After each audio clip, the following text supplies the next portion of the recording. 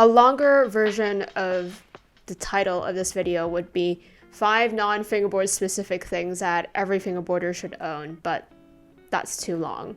I do a lot of unboxings and reviews of fingerboard products on this channel, but aside from decks, wheels, trucks, and obstacles, I think there are other things that fingerboarders would find useful. As we all know, a lot of fingerboard gear can be quite pricey, but nothing in today's video is fingerboard specific, so everything will be under $15. I'll be putting Amazon links in the description, or I'm sure you can find any of these things in a local shop or local hardware store or whatever. But yeah, if you want the Amazon link, everything's in the description.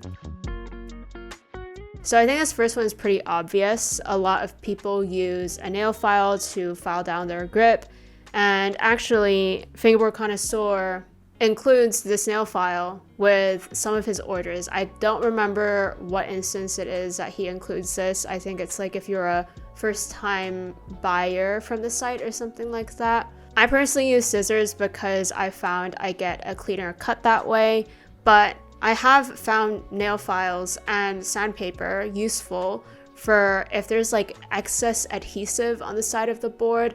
I just use a file or some light grit sandpaper to just go over the sides. Yeah, I use 180 or 220 grit just to make the edges a little smoother. If you're using really rough sandpaper, it's also gonna rough up the side of your board. If you don't have sandpaper, you can always use skate grip. Yeah, I think this is pretty obvious, but I thought I'd include it anyway.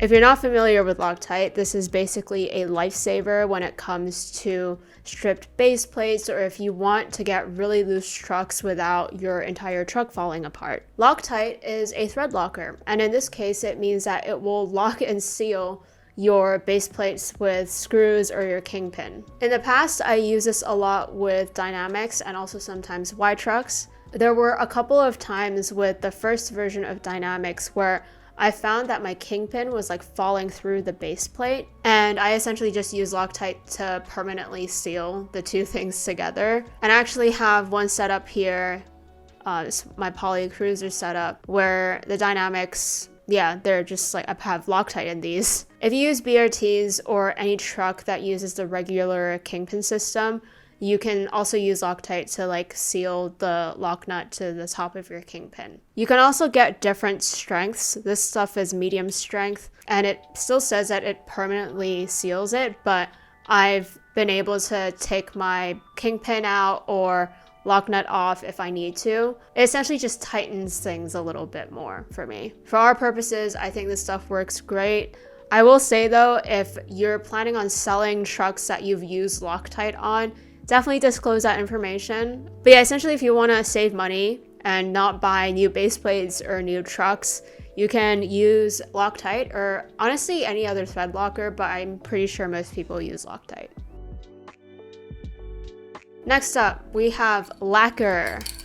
If you're not a deck maker, it's probably not normal to own just like a random bottle of Lacquer, but I do always have a bottle lying around. This is a pretty new can. The last can I bought lasted me like 2 years because I rarely use it. I basically use Lacquer if there's a graphic that I really like that I want to preserve. If there's a graphic that you want to like make last as long as possible, you can always use Lacquer and just go over the board. I don't know what deck makers will say about this. I don't know what like the fingerboard connoisseurs, and I'm not just talking about Casey, I'm talking about all the FB OGs out there.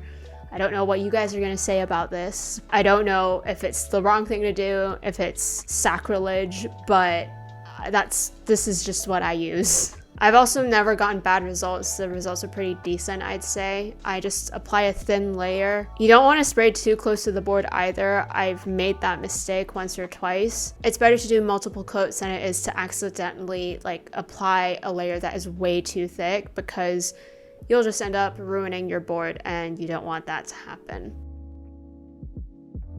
So even though we have Tech Deck tools or Black River tools, I only really use those to tighten lock nuts, or if I'm going out to an event and I need something small to carry. If I'm setting up a board though, I am probably doing it at home, and in that case, I always have a handy dandy screwdriver kit.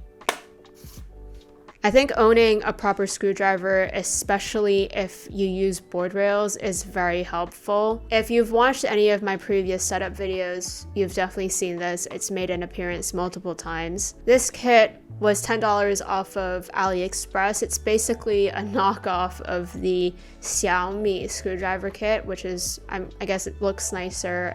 It's just more expensive. It's like 30 bucks. I mean, the kit also looks nice. It's gray. Very sleek design, but you also don't have to get this exact screwdriver kit. There are a lot of kits that are specifically for small parts that you can get at your local hardware store or, like I said, on Amazon. Some fingerboard companies like Fingerboard Connoisseur also sell screwdrivers, but they only have the Phillips head. A lot of the small part screwdriver kits will only come with Phillips head options. Mine does have Allen, Phillips. It has a lot of other ones too that I don't use. There's also like the bottom row is like the star one, so I can use it for Y trucks. And also if I want to take my iPhone apart, I could technically use this kit. At the Hong Kong skate event that Guai Guai's High was at maybe 4 months ago now, our booth was like full of people and we had to set up board after board after board. Pretty much every board we were setting up was being set up with China trucks, and it was such a struggle even for us to get the trucks on with just a tech deck tool. Like I said, with all the customers that we had, the thing we definitely needed the most was speed. And tech deck tools are finicky, they're hard to handle sometimes. When you have a screwdriver, you have better fulcrum and you have better control. And the good news is that you can use this for other things too, so it can just be a part of your home toolkit. It probably sounds kind of silly to buy a screwdriver kit or just a screwdriver for fingerboarding, but trust me, I think it's worth it.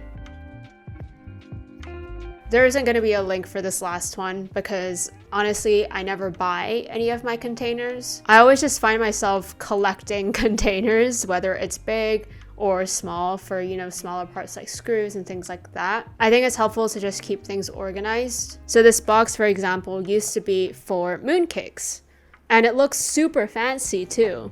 But I didn't buy this. Looks very fancy. It has 2 levels and it's just perfect for putting my decks in. At this point, if I see a box of any sort, the first thing that goes through my mind is whether or not it would be useful for fingerboard stuff. I have a box for putting all of my tape in. I have a box for bushings. I even have this little obstacle thing that I use to, do kind of flat ground tricks over. It's meant to be like a rubbish bin. It's not very tall, so it doesn't really look like a rubbish bin, but this came from like a face cream tub, painted it, put some bin bag inside, and there you go, have an obstacle. And then I have this little tray that, again, you would have seen it in my setup videos. I use this to put my screws in, my trucks, wheels, like anything small when I'm setting up a board. It's just for small parts. Didn't buy the case, it came with something that I bought, and it just so happened to be useful.